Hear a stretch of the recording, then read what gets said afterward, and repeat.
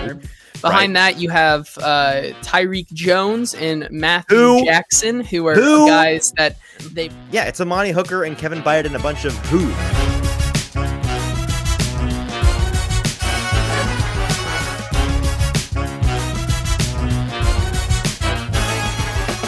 Welcome into the Hot Read podcast for Friday, May the 19th. I'm your host, Easton Freeze. You can follow me on Twitter at Easton Freeze. We are brought to you by the 440 Podcast Network and BroadwaySportsMedia.com. And I'm joined as always by producer JT, who you can follow on Twitter at JT_Runke.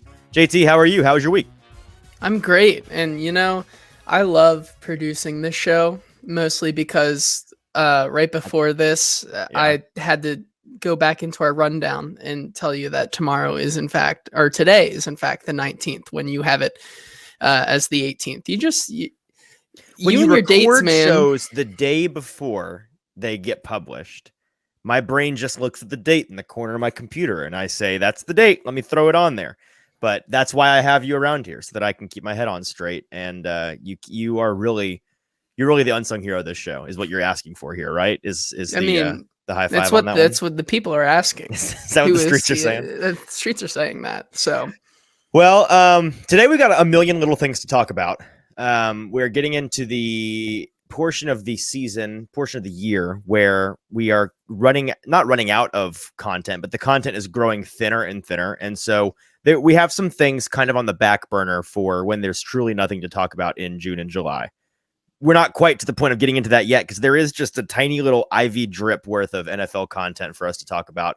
And so we're going to withhold on the out of season content to continue to talk about this, because the Titans are still doing things. There are things happening on the waiver wire. There are things happening in press conferences, and those things are what we're here to talk about. And so that's what we're going to do today. Before we get into all that, JT, I know I mentioned this to you earlier. I ran a 5K today. My wife has convinced me. Where did that come from? That was out of nowhere. I texted you earlier today and I was like, all right, when are we recording the show today? This is my parameters. And he's like, I'll get back to you. I'm running a 5K. And I was had just finished running a 5K. So when are we doing the show? Yeah. My wife has convinced me to do a 5K with her on the 4th of July. And so I said yes, because it's a good excuse to get in shape. And why not, right? Let's just see. I used to run more than I do now. I should run a little bit more. Ran one. Today was the second time I did it. First time I did it outside. I did it like at noon. Like I did it after, like when I usually take lunch. And that wasn't the greatest idea. It's like 85 degrees outside. It was mostly shady, the like park that I was running in. But I think my time of 31 minutes for a 5K is a pretty elite athlete time. I'm not going to look it up, but I'm pretty sure that's near the top all time. I told you I'm considering making a sick workout video like the Titans with their sleds. I think that would be really cool. I don't think Treylon Burks could run the 31-minute 5K. That's like what? Math?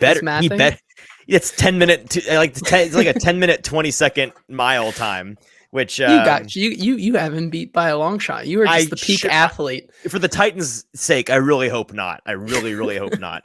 But we are going to talk about Treylon Burks today at the top in the warm-up segment. So let's go ahead and jump into that. This is the warm-up for today. And really, it is just an excuse for us to get to talk about all the things in the Titans press conference they so rudely scheduled right in the middle of our previously scheduled Danny Kelly interview on Tuesday. Shameless plug. After you're done listening to this episode, go to the last episode in this feed. Danny Kelly from The Ringer, who's a stud, who's awesome, who we love, was on the show, and we spent an hour talking about a lot of fun things. But that was right directly on top of when the Titans were doing their press conference. I got the email from Titans PR the night before. I'm literally sitting here prepping for the Danny interview, and I get that email, and I'm like, you gotta be kidding me. Like, not only can I not go to this, but we're going to be counter programming against a multi-million-dollar NFL franchise that has millions of followers. Luckily enough, you cared enough about us to listen. So we appreciate you, those of you that did. But if you didn't, I understand. And I'm sure you went back after and listened. We went back after we recorded our show and listened to a lot of the press conferences. We usually, if you've been around here before, we usually play a lot of clips and highlights and do multimedia stuff with that. But because it was Tuesday and now it's Friday, I'm kind of just assuming you've seen them and heard them. And if you haven't, There are other shows on this network that I know that the Paul Kuharsky podcast from this week on the 440 podcast network, he played a number of those clips that he was there for and got. I know that they talked about it on a football show this week. So if you really want to hear the clips and you don't want to just go on Twitter, you can just find them on Twitter. It's really easy. But you can find them on other shows on this network. We're still going to talk about our takeaways. There were a couple of things that were really interesting, JT, and they went like a full hour with 4 guys. So a lot of content came out of that press conference. The primary thing from that press conference and from that day, really, because it wasn't really the press conference, they alluded to it in the conference. And then we got the video that I was talking about. The Titans media department apparently decided that, I think they decided after that press conference where all the players were talking about how they'd been working really hard, let's go and make a cool workout video. And it's a cool, pretty kick-ass looking workout that they were doing in the bubble, pushing around weighted sleds and very high energy, very Mike Vrabel style workout. They put a cool video together for that. It kind of went viral. People saw all that. But I quote tweeted that, JT, and I just said, it's May 17th. How many NFL teams are practicing like this right now? And that's a super, I mean, on its surface, it's a very basic single question. There's no agenda. I'm not really alluding to anything with that question. I don't think. It's very simply asking, it's the middle of May, how many NFL teams are working out like this? And people took it a million different ways. Many folks were like, oh, this is, he's hyping them up. Like, this team's going hard in the paint in May. This, they like finding a way to turn it into to fan fodder, right? Look at how hard our guys are working in May. They're going to be so conditioned come September. And that's, I think, the point, which we'll get to here in a minute. But others took it as like, calm down, like all 32 teams are working out this hard, which clearly, if that's what you thought, you missed the press conference then, because we know for a fact at least 2 of the 32 teams aren't working like this. We'll talk about that more in a second as well. There were others, including our guy, Paul Kuharsky, who is a friend of the show. We're friendly with. We respect the work that he does. He does a fantastic job. He slid into the replies and was kind of, he seemed to think that it was mindless fan blog fodder that I was pushing. That, look at how hard this team's working. Nobody else is working this hard. And I kind of had to explain to him, like, I'm not assuming other teams aren't. I'm genuinely asking how many other teams are working out like this. And I think it's a pertinent and interesting question, JT, because some folks took that video as, I don't think it's so funny. I could go to that tweet and I could find you a half dozen different replies that were like, all 32 teams are practicing like this. And I could find you a half dozen that said none of them are. That's why the Titans get so freaking injured, man. It's truly a duality of man moment in the replies to that tweet. But it kind of proves the point that I don't think we really have a grasp on how different teams approach this time of year differently, how they approach their conditioning and their voluntary OTAs differently. And it was kind of alluded to in the press conference from a couple of the guys that we heard from, Treylon Burks, Azeez Al-Shair, who else was Daniel Brunskill, and I forget who the 4th guy was that we heard from. Treylon Burks. No, I mentioned him. Sean Murphy-Bunting. Burks, yes. Bunting, Al-Shair, and Brunskill were the 4 guys. And a couple of them were talking about how this is, Sean Murphy-Bunting coming from Tampa Bay last season, and then Daniel Brunskill and Azeez Al-Shair both coming from San Francisco this past season. All 3 of them alluded to and said pretty explicitly, like, this was different. I was kind of surprised how hard we're going. This is not how we operate, or how teams around the league, other teams that I've been on, operate at this time of year. So it's very different. And they all were very positive about it. They seem to be enjoying it. Now, whether that's them parroting the company line or truly they just enjoy the change in pace, change in scenery, I don't know. I'm the kind of person prone to think that they probably are being honest. They seemed pretty enthusiastic about the hard work and kind of just the culture, the vibe, right? It was a very vibes heavy press conference, which in May, everything's kind of vibes, right? That's really where we're at. But they also alluded to the fact that, and I don't know if it was Vrabel who mentioned this, I honestly don't remember, JT, but somebody brought up the fact, and I think it was brought up a couple of times, the point of this is to build calluses. We're building calluses for when the season does roll around, where it obviously very highly conditioned, where you hear guys who've played football at a high level before talk about how, you spend a lot of camp at the very least, at the very latest, working on just building up those calluses of, the first time you get hit in a long time by an NFL caliber athlete, and it doesn't matter who you are, like it hurts, it rattles you. It is like good morning sunshine. It is something that takes a little getting used to, and you kind of have to build up those calluses in order to get accustomed to it. It sounds like that's what the Titans are trying to do now, but circling all the way back to the whole point of this warm-up, JT, do we think other teams around the league are working like this hard at this point in the season is the primary question. But the secondary question that kind of comes along with it in my mind is this the right idea or the wrong idea? Because some folks were buying into Vrabel's idea here of, we're going to build calluses now so that in the spring, it's clearly an attempt to avoid the soft tissue injuries, maybe the conditioning injuries in the fall. But is it productive or counterproductive? I guess is what I'm trying to get at here. I mean, it's tough to say, know, right? We don't know. Yeah. I mean, it's tough to say. I mean, it's speculation. Whether they hit the sleds in August or now, like those injuries are bound to happen no matter what. It's like starting early can only help, but to that point, like injury is injury. It's weird. It happens. Like there's really luck, regardless of the situation. Yeah. There's really nothing you can do about it. However, on the other point of how many teams are practicing like this, I think every team is practicing like this to some degree. I don't know if every team is hitting sleds, being super fast and physical. I think that's more of a Vrabel thing, but then you have other teams who are putting out hype videos in their own way. Like, now you have like the I would say maybe the team that isn't doing so much of this is like the Bengals, who are like, let's look at Joe Burrow in a headband and long hair throwing to Jamal Chase. That's how we hype him up. That's our May practice. Of Joe Burrow is the May activity. I will say they've been the Bengals were like hype video of our players working hard. No. Thirst traps of Joe Burrow growing out his hair in a headband, throwing to Jamar Chase. Yes, right. That's how we're gonna hype up our team. But I'm sure every team, whether they put it out publicly or not, is working to some degree. Well, yeah, we know that they're all working to some degree. But I do find it interesting that this team does it differently. And really, I guess the question I'm trying to get down to here, JT, is this new? And if so, is it an attempt to reduce those injuries come the fall? And if so, is it a good attempt or is it literally counterproductive? And again, we don't know the answer to those things. Yeah. I will say that I was listening to the Paul Kuharsky podcast from this week earlier today, and it was the first time I'd really heard. He apparently did some digging with folks on whether or not this was a super new thing for the Titans offseason regimen and the way that Vrabel's been running the show in the past seasons. And what he heard was it's the same but different. That it's kind of a lot of the same activities, but it sounds like this year they've either changed the goals or changed the intensity, dialed it up to 11 a little bit, changed the energy, the vibe, just the overall intensity of it is what it sounds like has changed this year. And again, I don't know whether or not that is him. This is a much younger team than he's had in the past couple of seasons. So maybe it's these guys can take it, or maybe it's I'm gonna see who.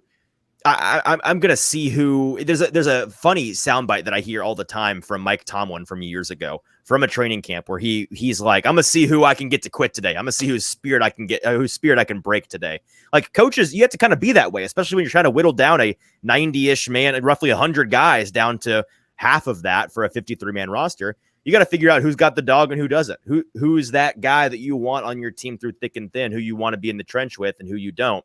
And so maybe that's what it is. I don't know the answer, and we'll get a chance to talk to some more of these guys next week during mandatory. There we go. English mandatory OTAs when the whole team, or you would think the whole team. That's something we may talk about a little bit later. There's one star player on this team in particular who.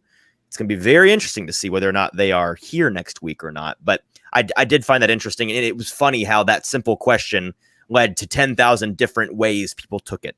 They didn't quite have a consensus on what the point of this was this time of year and if it was all that different from the rest of the league. But I think if it is, here's my main takeaway, JT. And again, there's so many questions here that we don't know the answer to. My main takeaway here is this. If this is a change that the Titans coaching staff has made in an attempt to maybe reduce those injuries, reduce the likelihood of those injuries. I don't understand people being upset with it. Even if you personally, because I don't know if you saw this. I saw a lot of folks like, this is so counterproductive. These morons, this is exactly why they push them too hard in the offseason.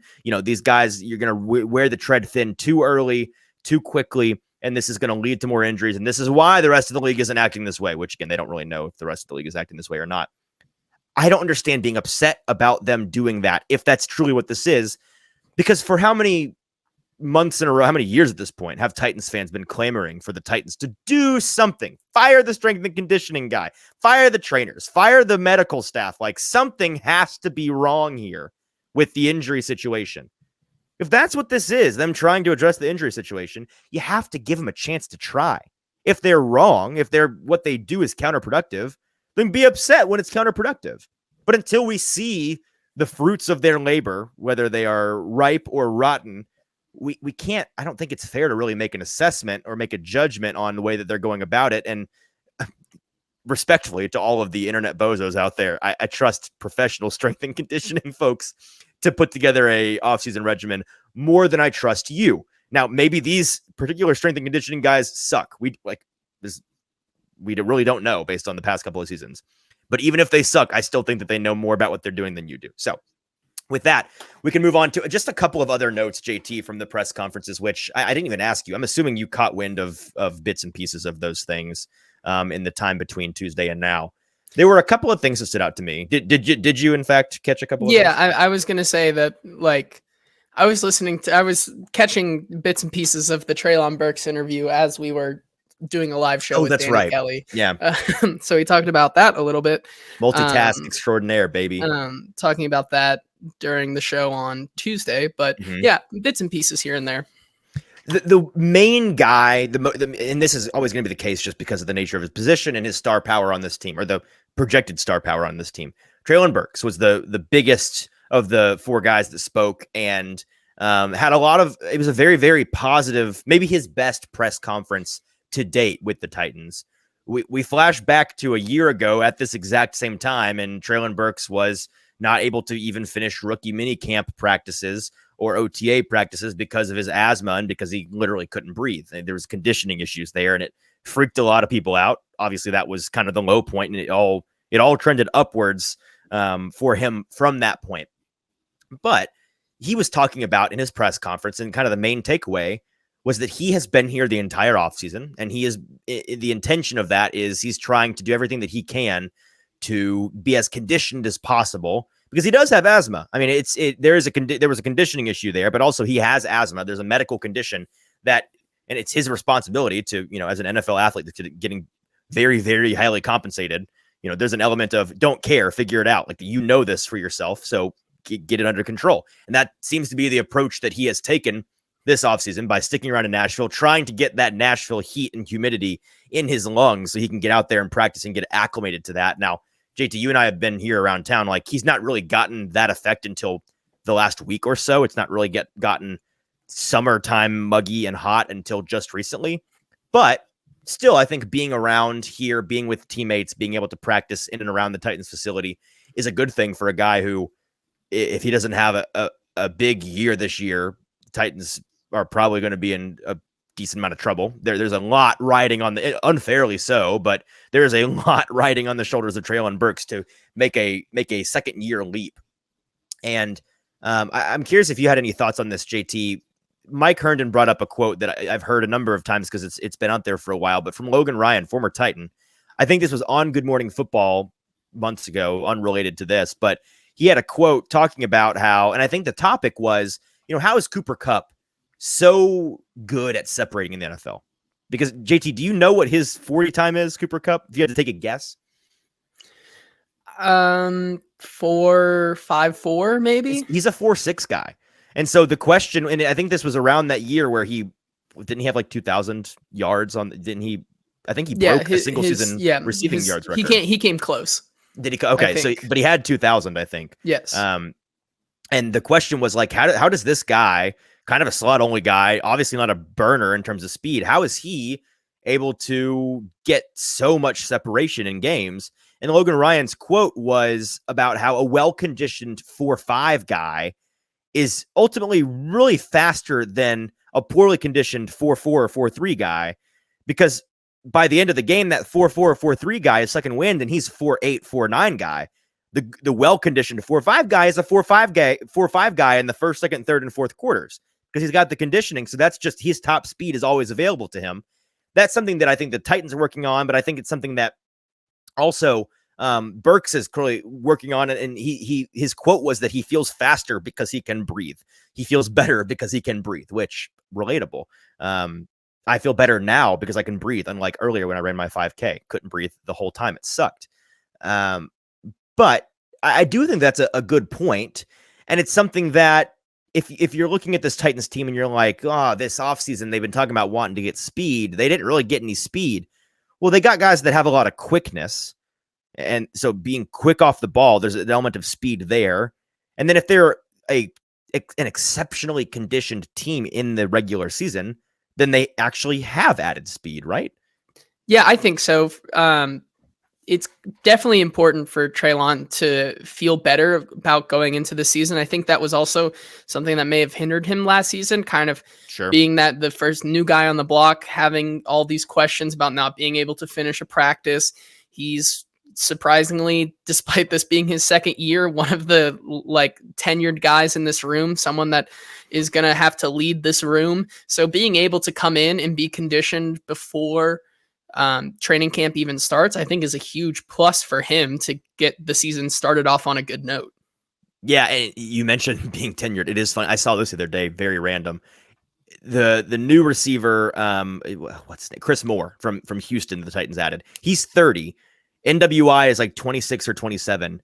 And then the rest of the room is like 22, 23, or 24. And I think Burks is 23 or 24. So you're right. He is one of the older guys. And hey, you say untalented room. I say very young and healthy room. That if Titans fans out there are really trying to spin zone it hard, you're trying to spin zone it hard. Maybe the injuries won't be as big a deal, but also two of the youngest guys, Treylon Burks and Kyle Phillips, were.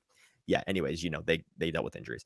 Let's talk about Sean Murphy-Bunting. He was talking a lot. He's a really cool character. I enjoyed listening to him and getting to hear from him in his press conference. He talked about his experience with the new Titans defensive backs coach, Chris Harris. He said that he's an enthusiast. And this is kind of a theme that you heard in the DBs in these interviews talking about their new coach, Chris Harris, and the lineman, Daniel Brunskill, talking about his new coach, Coach Haas, the first year offensive line coach, who is, I think, a lot of the Titans' success this year on offense is going to ride on not just how well that offensive line performs, but how well he performs. And I was kind of thinking about this the other day, JT. I'm not sure, this is anecdotal, but from listening to people that I trust and kind of just feeling out the NFL, I kind of think that offensive line coach may be the most important, maybe outside of quarterback coach. Is it the most important position coach in terms of success? Because you think about like the Eagles offensive line, a lot of their success is attributed to their offensive line coach up there, whose name I'm blanking on. Same with the Patriots. For years and years and years, they had a legendary offensive line coach. I kind of think it's a big deal for him to be good. I think so. I mean, now that you say that, I mean, we talk about how sneaky the offensive line position is. I mean, most people don't realize it, but it's probably the second, maybe third most valuable position on an NFL roster. Yes. And whereas there's a lot of other positions that require a lot of scheming, the offensive line is more about how well you can work together with everyone else, not just what scheme you fit into and what role you play. On an offensive line, you have to coach your guys how to work with each other and be able to adapt as quickly as possible to the situation around you, rather than just follow a scheme and follow a playbook, right? That's a great point. And being able to not maybe have as harsh of a guy there, and someone who's going to be able to way of putting it. Sure. Yeah.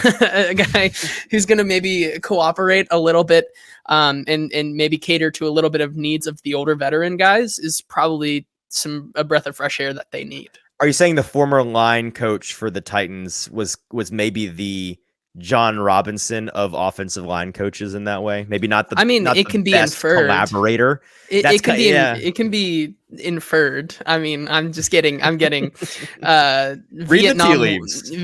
War flashbacks to week 6 and a certain someone saying we're gonna keep going with Dennis Daly. No, I You mean like, week 6 and then week 10 and then week 14 and then week 17? Yes. Yeah, exactly. But you make a great point there that with like a free agent wide receiver that comes in, there's an element of you got to have some chemistry between him and his quarterback. But you add a stud to a room, they're going to just come in and be a stud. With offensive linemen, there is no subdivision of players on a football field where playing not just well, but being on the same page, playing together, working as force multipliers for one another matters more than on the offense. I mean, I think on the line in general, but on the offensive line in particular, because again, you can add a game-wrecking defensive end or defensive lineman, and they can just come in and, having stunts and being on the same page with different plays is helpful, but they can ultimately just run over a guy. With offensive linemen, if you don't, it's not a matter of just block your guy. No, man, you can block your guy all day long, but if you don't work with the rest of the team on your assignment, there's going to be a guy that gets through. There's going to be a stunt and your guy's going to flip and you're not going to be able to follow. There's going to, there's a million ways that it's mostly ways that this can go wrong and not ways that this can go right for the offensive line. They have a thankless job because they're just trying to prevent disaster. They're not trying to be flashy or showy. When they do their job well, you don't notice them. And that's why a quarterback gets them a jet ski or whatever as a Christmas present down the end of the end of the season. Everybody gets a bird scooter. Thank you so much for saving my life all year. Yeah, exactly. And that was what was being talked about. We can go ahead and transition to Daniel Brunskill and his availability, talking about Jason Houtling, the new offensive line coach for the Titans, who, according to Brunskill, has really impressed all the guys in that room. I tweeted about this, that I think one of the biggest variables for the Titans' renovated offensive line this year is their new line coach. And just because he's such an unknown quantity, because he's never been a position coach in the NFL, what's he going to be like? But what Brunskill was kind of referring to, and it was a little bit of shade at the old guy, but mostly praise for the new guy. This guy is listening to us, which infers that the old guy wasn't listening to them. This guy is very, like, again, it was very, very much just positive vibes. Like, we enjoy collaborating with this guy. He wants to hear like about our experiences in the past. They've got that offensive line group has a lot of guys, A, that haven't worked together, but B, that have just come from very different, guys that have coming from San Francisco, coming from Northwestern, coming from Maryland, guys that are coming from very different situations. So they all have different experiences, different ideas, different techniques, different things they like and that they hate, different ways that they work well, strengths and weaknesses, all of those things. They're working on to get on the same page in that way. And it sounds like the new offensive line coach, Jason Houtling, is facilitating that really, really well, which is a good thing to hear. And I think pretty refreshing for Titans fans, based on all the things for the past half decade or so that they've heard go on in that offensive line room under past management. Yeah, I think so. And it's also, it probably lends itself to half this room is new and the coach is also new. So it's all about you kind of have to change it up. You're kind of, maybe it's so positive because everyone's feeling it out together and seeing what works well and what doesn't. Let anybody else down yet? No one has a reason to be upset. And it might probably be for the best, having someone to come in and just see what works and see what doesn't and learn as they go, compared to a guy who's going to have my way or the highway when half of your room is brand new. It's probably not the best way to go. So I think if it's all positive right now, I think throughout the offseason, I think they continue that way because they do have a gigantic hole to fill on that offensive line. Agreed. All right, that concludes the longest warm-up ever, but we do have one more segment to get to for today's show. Before we do, just a quick reminder, I haven't brought this up in a while because we've just been so busy trying to pack 10,000 bits and pieces into these shows. If you aren't aware that this is more than just a podcast, then I've got some... Sit down. This is some crazy news for you. It's a video show. It's on YouTube, and it's fantastic. It looks beautiful. Everything besides our two ugly mugs looks fantastic. And we would love for you to go and subscribe to Broadway Sports. Broadway Sports Media has a YouTube page where we have all of our shows on there, both live and recorded like this. You can go and find all those shows and just throw a subscribe Broadway's way. Very helpful to us, and we appreciate you guys. Really, truly, the only way to get the full experience with this show is to watch the video product, because on most days, not today, but on most days, we have a number of different multimedia things to show you and things that we talk about that you really can understand if you're just listening to the show. So thank you for listening to the podcast version, but head on over to Broadway Sports Media on YouTube and give that channel a subscription so that you can watch us as well as listen to us. All right, and with that, let's get into some Titans news with producer JT. Let's jump into some Titans news here, starting with the Titans signing a XFL player. The player that they signed here is standout tight end Azeez Mack from this past season, one of the top performing offensive producers in the XFL. Mm-hmm. So he looks to join this room that is, which was pretty barren come February, but now it seems like this room is rounding out. Easton, what are your thoughts about the room? I think it's good. Again, a lot is on the shoulders of Chig, but you know, we are the premier pro Chig, really, I would say show, but just I think form of media content of any kind out there. We are the leaders in the market on Chig propaganda, and for very good reason, because he's very good at football. I mean, in your bio the other day, you sent me had to switch it up. Hey, shout out to Danny Kelly, by the way. Well, yeah, giving us a shout out on the. If the boys on the Ringer show are gonna call me and Easton big Chig guys, we are big Chig guys. You may just put it in your bio and stand by it. True, you know, baby. That's right. Yeah. Hey, by the way, we love Danny. We love the Ringer guys. It's one of the only shows that we regularly listen to and talk about. But if you're into fantasy football at all, they're my favorite fantasy football podcast, the Ringer NFL Fantasy Football Show. Gave us a shout out on their most recent episode after we had Danny on talking about Titans guy in Chigakonkwo from a fantasy perspective. Very good conversation there. And we get a little shout out there at the end of the show. So thank you to Danny for that. But we are big Chig guys. Azeez is going to be a guy that he's going to be fighting for a roster spot, obviously. I mean, this is a guy that you're bringing in. It's a lottery ticket. You're taking a swing on him. The expectations are low, but 6'5", 247. Oh, I have the pronunciation here. We were talking before the show as to how you actually say. Azeez. We were right. Azeez. So Azeez Mack, 7th round selection by the Saints in 2019. So he was a drafted guy just in the past couple of years. He must not be that old if he was drafted in 2019. Spent time on the practice squad and in the training camp up in Pittsburgh in 2019. And then Kansas City, he was hanging around with the Chiefs from 2019 to 2020. Spent some time with Detroit and Green Bay in 21 and 22. And then most recently was a standout for the San Antonio Brahmas in the XFL, where he played in 10 games and got 28 catches for 230 yards and 1 touchdown. Looked pretty good in some of the tape that I had seen. His reception total ranked 3rd among all XFL tight ends. Again, that sounds small, but it's change your brain. Not by NFL standards, not 17 games. Very, very much a limited sample size in terms of games played. And then as a college player at Notre Dame, he had 68 receptions for 716 yards and 4 touchdowns in 35 games and 23 starts. So a promising guy. I think a guy that at the very least, unless again, a lot can change. A lot of guys are going to get cut between now and August. He may end up on the cutting room floor if this tight end room is filled out with further talent. But right now, where you got rookie Josh Wiley and Chigakonkwo as your primary pass catchers, Azeez Mack as another guy that can come in and be a versatile tight end depth player, and then dude whose name I just am Treylon always... Wesco. Thank you, Wesco. Treylon Wesco, the glorified lineman who's going to be doing a lot of the awesome dirty work for the Titans in the run game and as a pass blocker.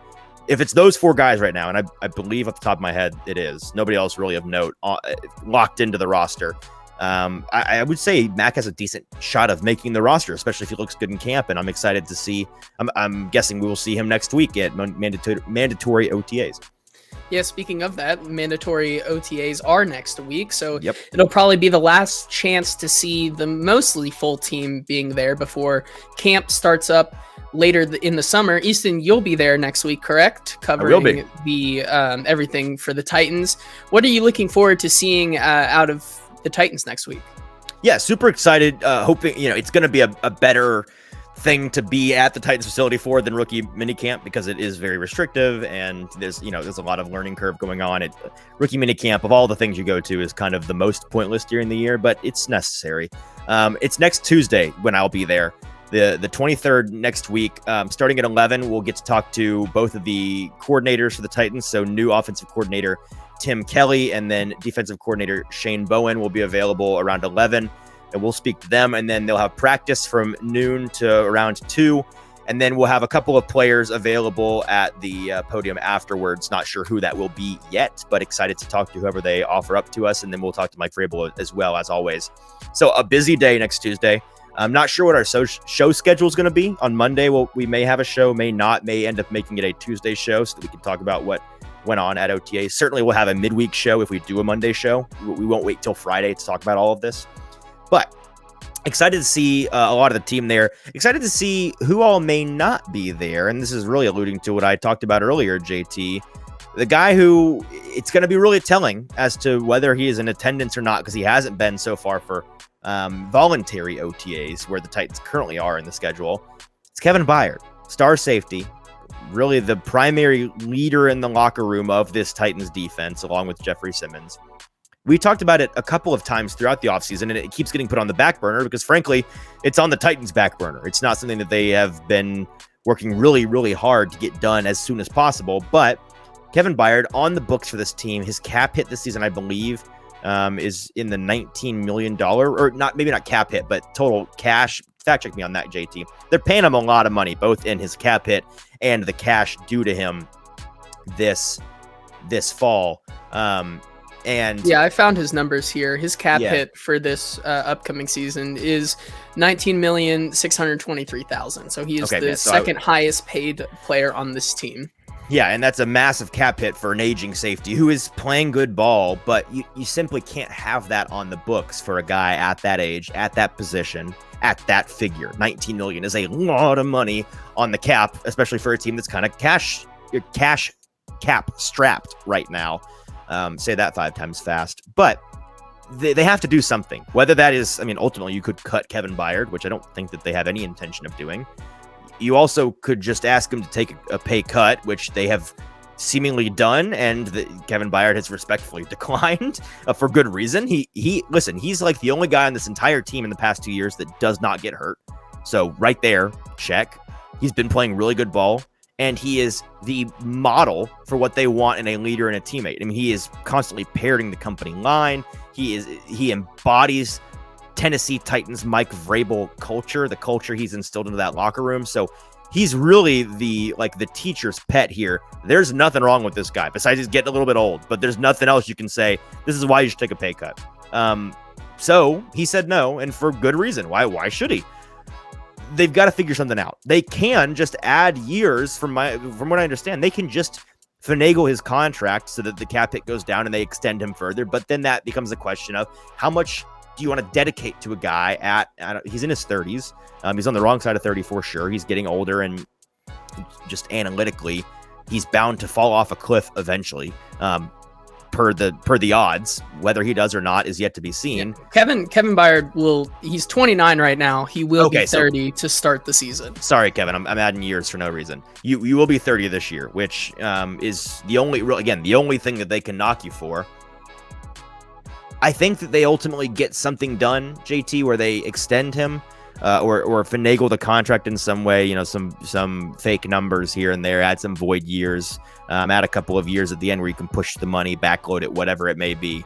It's just a matter of, are they willing to do that for this guy at this age? But JT, in terms of depth, the safety position for this team is sneaky one of the worst, if not the worst. They are one starter injury away from kind of disaster. Yeah, I'm looking at it right now. So, in terms of the free safety and strong safety, you have Kevin Byard, right, Mike Brown as the backup to Kevin, and then you have Amani Hooker and Josh Thompson as your backup to Amani Hooker. Behind that, you have Tyreek Jones and Matthew Jackson, who are guys that they brought in for rookie OTAs. So both guys are rookies, but that's the end of the list here when it comes to the safety position. Yeah, it's Amani Hooker and Kevin Byard and a bunch of who's. It's a bunch of lawn chairs and respect to those guys. They're elite athletes. They can definitely beat my 31-minute 5K. But in terms of NFL players, in terms of NFL safeties you want on the football field when the game counts, none of those guys fit the bill. Like, sorry, that's unless these rookies are just diamond in the rough DBs, which again, the Titans have found these guys. I get it. But odds are this safety room right now, and I'm guessing it's probably high on their list of things they may address by the time the actual season rolls around, with adding some guys that were cut here and there. It's rough. And so that's yet another thing in all of the things besides, like, the Titans list of arguments. Kevin, you're getting old. Kevin's list of arguments. All the other things. I'm good. I'm a leader. I'm the only guy that you can actually trust to be out there, on and on and on and on and on and on. So it's kind of a contentious situation, and one of the rare situations where an NFL team is actually, they don't have the leverage here. Like, Kevin has the vast majority of the leverage. And so I'm curious to see how it plays out and whether or not he chooses to hold in or hold out from mandatory. Man, mandatory is me versus mandatory today. I'm on the ropes. Mandatory OTAs next week. I'm curious to see what he is doing there, if he is there, and what his involvement will be. But I don't see there being a resolution to this by then. So it is interesting. Let's move over and look at some of the financial standings of the Titans. Of course, this has been something that has been a hot topic this entire season, whether it's with Kevin Byard or just going forward. What are they going to do about the cap situation going into this year? And with the signing of Josh Whyle, Colton Dowell, and Jalen Duncan signed, here are their cap hits for the Titans and where they currently stand in top 51 cap space. So Colton Dowell's contract will be $25,674 on the top 51. Josh Whyle, $81,343, and Jalen Duncan, $47,450, making their total cap space currently for the top 51 $11,303,369. Which is more than I expected them to have at this time of the year. This is much higher than it was at other times in the main free agency period of the season. So I don't know whether or not that's them just trying to accumulate as much space as possible for adding another big piece here, maybe a couple of swings here or there. Again, maybe they're full of it, or maybe they're going to try to and they'll fail. But the Titans brass keeps talking about how, like, this roster's not set. We're not done seeking out talent from other teams, other leagues, whatever it may be. And we're already this week. I don't know, JT, if you've noticed, there've been a couple of actual names where you're like, oh yeah, that team's cutting that guy. Like, that could work. You could see it. And that's going to continue throughout the summer. That's really it's the deadest time for content. But if you're actually paying attention like a sicko, like we probably will be, it's like, oh, look at who's on the market now. That might change some things. And I think that Rand Carthen and company are going to be paying attention to that. Yeah. And if I had to guess some of that, I would probably allot maybe 8 or 9 million of that 11 million, of course, to go get Kenny Golladay on a 1-year contract, right? You're fired. Yeah, that's what they're gonna do. Yeah. They're gonna fix Kenny Golladay, because if there's a team where the wide receiver success just flows like the fountain of youth, it is the Tennessee Titans. Of course. Moving on here, the rest differential for all the teams was after the schedule came out. It's kind of been calculated, and we're the Bernie Sanders meme at this point. I am once again here to talk about the rest differential. The rest differential. Yeah. And so the AFC South kind of shakes out pretty interestingly. Of course, we talked about how the Titans are tied for the 5th best rest differential this season and 14th best rest differential since 2002. So it's a big year for rest differential, as 5 teams this year have a double-digit number of days of extra rest. But the Titans, of course, have kind plus of 11. Terrible, by the way. It comes down to the schedule makers this year. You didn't do a great job with this, unless this was the idea. I don't know. The Titans get a plus 11-day rest differential. The Colts thumbs up to that. Will have a plus 4-day rest differential. The AFC South champions of last year, Jaguars, will have a minus 1 rest differential difference. So they'll have one less day. And then the Texans will have 2 less days of rest, having a -2 rest differential this season. Yeah. So the AFC South really managed to avoid the brunt of the negative here. The Titans are really the only team in the division that got blessed with a ton of extra rest. So to them, I say yet another reason you got younger and you're getting more rest this year by far than I think last year. They may have had like a -9, 10, 11. Like I think it may be a total flip here. Like a net 20 extra days of rest on their opponent.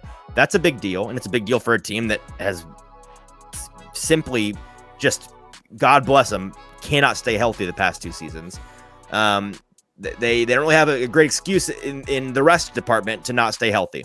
There are a couple teams that do, JT, and this is not to get too far off the beaten path here, but I put in our rundown the full, I think this is Warren Sharp's full chart. Man, there are some teams that just got the shaft from the NFL. it's pretty tough. I mean, the 2 teams at the bottom, look, the Rams and the Niners have to face teams coming off of a bye 3 different times each. Each That's team crazy. gets 3 teams off a bye. It's terrible. It's so bad. San Francisco has a -20 rest differential. It's almost 3 full weeks less rest than their opponents. That's absolutely insane. I'm sure San Francisco fans are they're chill with that. Of course, the Rams, the Rams are already pretty beaten, and now you're just like, let's let like one of the oldest teams in the NFL have even less rest. Come on, NFL, pick on someone your own size. Quit bullying the poor little guy. It'll be interesting to see. There's a lot of big-time Super Bowl contenders who have a pretty substantial rest differential in the negative here, like the Chiefs, a -13 rest differential. The Eagles, -6. You have some other ones that's kind of the end of the list there, but the Chargers -6. Some other teams, the Giants -9, who also, as we talked about, have 9 of their first 10 games on the road. And one of those games is like a home game against the Jets, so it's not even really a home game. A lot of some playoff contenders might have to deal with going on short rest, so it'll be very interesting to see how that shakes out. The same people that are writing the scripts, and maybe this is retribution for us finding out, making fun of them, and they're just like, you know what, we're gonna make life hell for some of you and make things really. It would make sense. Like the bag. Let's make it dramatic. Make it more dramatic. Aaron Rodgers with the Jets, give him a +12 rest differential. Justin Fields in that new offense and trying to make something out of that, give them the +12 rest differential. Maybe this is what we're doing. Give Washington a +12 rest differential. That's a little bonus for getting rid of your owner. Thank you for finally getting rid of that guy. Yeah, exactly. Before we get too conspiracy theorists over here, let's move on to something that let's give the NFL schedule makers a knock here, because this is absolutely ridiculous. It is. So week 14 is one of the Monday Night Football doubleheaders that will happen this season. Yeah, it's in week 2, week 3, and week 14. Because, I guess. Week 14 will be one of the Monday Night Football games that the Titans will be on, playing the Dolphins. But the Titans versus Dolphins game will be at 8:15. Mm-hmm. There's another Monday Night Football game, Packers versus Giants, which is also at 8:15. Oh, it's at the same time. It's at the same time, which is even worse than last year. It's worse than last year. Well, I know. Last year you got like a 5:30 game and then a 9 o'clock game, right? No. Last year it was like 6 o'clock and 8 o'clock. So it was like the end of the Philly Vikings game, I think, was the first one. Yep. It was like way over by the time the first one starts, so everybody could it was accidentally convenient. Yeah, it was accidentally convenient. I mean, this is it's kind of it's stupid. Those could be 2 really good games. They could be. If how I'm expecting the Titans, Dolphins, Packers, and Giants seasons to go, and people have very, very different opinions on these things, I expected those to be pretty good games, and they're at the same time late on a Monday night. Why? Well, I don't. From a business standpoint, what is the point? Why would you compete against yourself? Why would you counter program your own product in a prime time spot? Are we going to do 2 Sunday Night Football games, both at 7:30 p.m. Central Standard Time? It doesn't make a lot of sense. And this was brought up by somebody that we're both fond of in the Nashville media market, Michelle Knezovich over at 1025. But that is no bueno. It's a thumbs down on that. That's bad. Bad job all around. Whoever's in the scheduling office for the NFL It's time to turn in those pink slips, I think. Let's get some new fellas in there. Let's look at the Titans preseason schedule that was finally kind of set. What you've all been waiting for. So the only 3 preseason games this season, the Titans will start the preseason going on the road to face the Chicago Bears, and that'll be a noon kickoff on Saturday. Very interesting. Having huge viewership for that one. Have they ever done preseason games at noon? I feel like it's always been like the earliest it's been like a 4 or 5, you know, and then they kind of like anecdotally they do them for more northern located cities. So like the primary reason you do the Titans at home at 7:15 is because it's August. Like it's going to be blazing hot. No one wants to go to that game. The players don't want to play in that game. But I guess the idea is like in Chicago, in New York, in New England, in Seattle, we can do the noon games because it won't be blazing hot. But again, it's still August. In Chicago, it's not that far from here. It could just be miserable as well. Yeah, their next game, they'll stay on the road going to Minnesota. That game will be at 7 o'clock. And then they will finish up the preseason with a home game against the New England Patriots, and that'll be a 7:15 start. So, yeah, I have nothing to add to that. But not a lot to learn from that. I guess. One home game. Bill Belichick come back to town. Cool. I mean, here's the one takeaway, actually, JT. Okay. You're almost certainly going to get a joint practice with Bill Belichick and Mike Vrabel having their squads. Yes. I'm guessing New England will come down that week and spend the week in Nashville probably to do a joint practice. But beyond that, cool. Next. Last thing we have today, and then we'll get out of here. So Warren Sharp put out this tweet earlier today saying, "We are seeing a mass exodus of NFL refs and officials. We've seen 12 leave this offseason, most since 2013. It's just the second time in NFL history that double-digit refs and officials left the NFL in consecutive years. Surely beautiful reffing to follow next season, of course." JT, were you old enough to be paying it? I know we're kind of around that age where it's like some of people our age were, some weren't. Were you paying attention at all during the replacement refs year?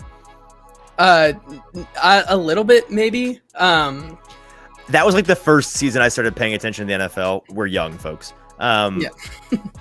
Was it? You've at least picked up, I'm sure, on the fact that it was an unmitigated disaster for like Yes. the first 9 or 10 weeks of that season. Yes, I'm aware.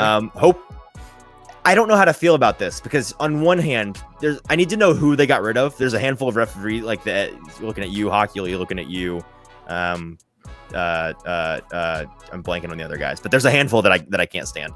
I'm hoping those are the ones that are done, which I would think is a net positive. But if it is going to be some brand new refs like with a whole dozen new guys, may not be great. That's kind of concerning in terms of a league that already kind of has a referee issue. The NFL, here's my only take on referees. Until they're full-time employees of the NFL, they're not going to get any better than they are. So the NFL, I mean, like, I don't know if you noticed this, JT, they kind of print money. They should make referees full-time employees so they can develop them. Like, I need a referee farm system. Like, can we get a Hard Knocks referees version where they do that in baseball. In the film room. That's what I'm saying. It's the NFL. You can do this. Let's do this, please. You should want your product to be as fair and as equitable and as your referees to be as little a talking point after games as possible. Why they don't do this blows my mind.